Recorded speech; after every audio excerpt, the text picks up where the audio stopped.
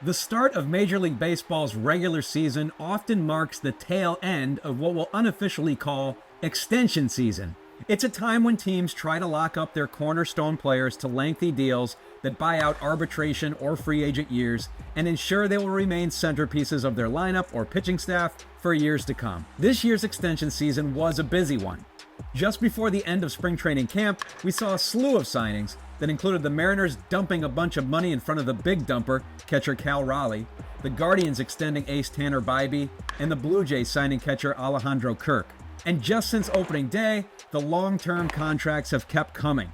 Garrett Crochet and Christian Campbell with the Red Sox, Jackson Merrill with the Padres, and Ketel Marte and Brandon Pfaadt with the Diamondbacks. But the extension season's biggest signing of all came more than a week into the season when the Blue Jays reached a mammoth pact with their franchise face, Vladimir Guerrero Jr.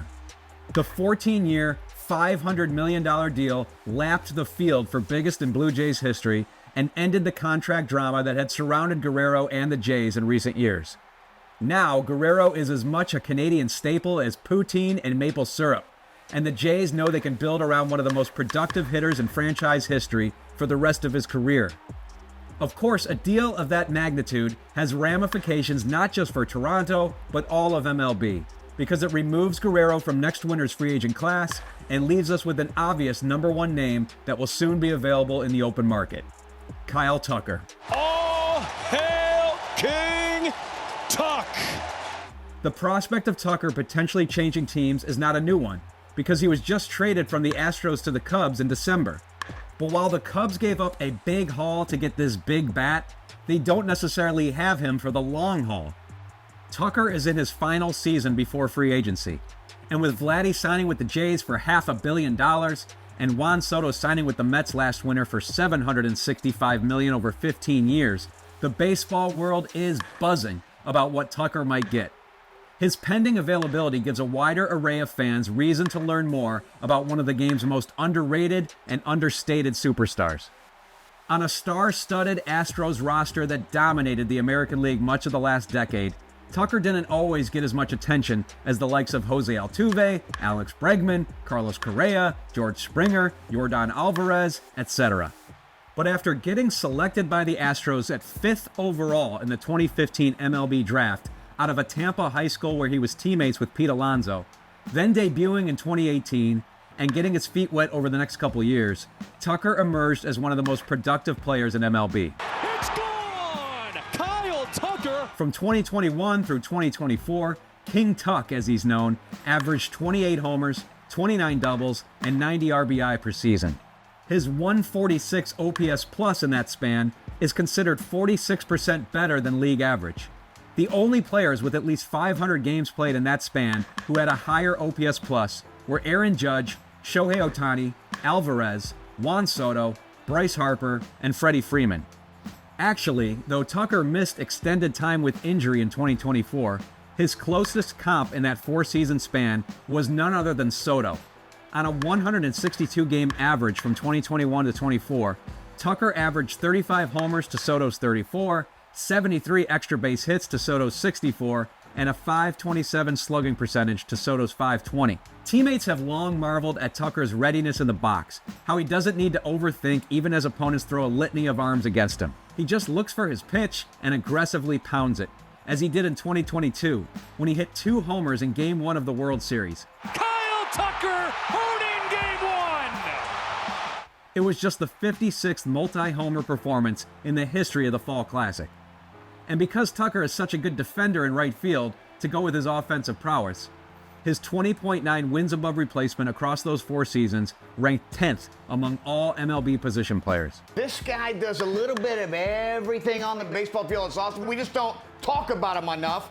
So why have fans not heard more about this guy? Well, let's just say you won't hear the word flashy tossed around with regard to Kyle Tucker. He's a throwback, both with his swing and his soft-spoken nature. Heck, for much of his career, Tucker didn't even wear batting gloves, preferring instead to step out of the box and rub dirt on his hands between pitches. The pitch clock might have compelled him to skip that step and just use gloves to get a grip, but Tucker is still not the type to draw attention to himself with anything but his play. Tucker is so old school that in 2018, when he was just 21 years old, he went to his local batting cage, Put on some big woolly pants, old-timey cleats, and a vintage number 9 Red Sox jersey from the 1950s. This was his moment to be Ted Williams. Really. The producers of a documentary for the PBS American Masters series needed a stand-in for Williams, someone who could mimic the Splendid Splinter's iconic swing for certain scenes.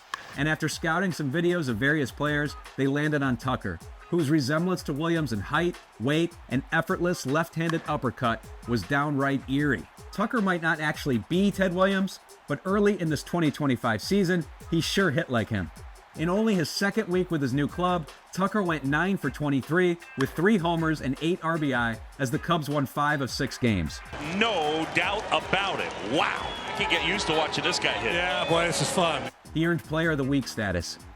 That early output was a window into why the Cubs went all in on this 3-time All-Star and 1-time Silver Slugger and Gold Glove winner in the trade market, despite not having contractual control of him beyond this season.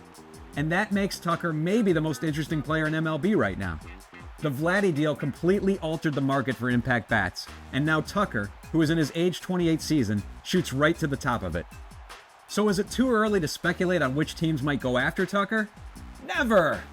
You know the usual suspects in conversations like these. The Dodgers, Yankees, and Mets are all baseball behemoths in terms of payroll, and even if Tucker looks like an imperfect roster fit right now, things could always change. The Cubs would presumably love to have Tucker back, and they have the long-term financial flexibility to be in the bidding. But the Giants had also shown interest in Tucker in the trade market and could view him as a potential free agent centerpiece. The Phillies will have some big salaries coming off the books and can't be ruled out. The Tigers could be a wild card given their predominantly young roster and willingness to get deep into talks with a different big bat in Alex Bregman last winter. The Mariners could use another stick to support Julio Rodriguez. The list goes on and is sure to evolve in the coming months.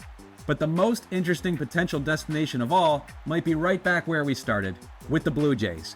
They struck out in free agency recently with Ohtani and Soto. Now they've locked up Guerrero, so they could be in the market again to find him a running mate. If his early play after the transition of the trade is any indication, Tucker isn't feeling any contract year pressure. And this is a complete player who can help a team in the box, in the field, and on the base paths. So as the 2025 season develops, Tucker is the source of one of its most important storylines. Can he lead the Cubs to the top of the NL Central in his walk year at Wrigley? Will this be an extended stay on the north side of Chicago? Or will King Tuck take his show on the road? Kyle Tucker might not be a showy superstar, but right now, he's one of the most fascinating figures in the game.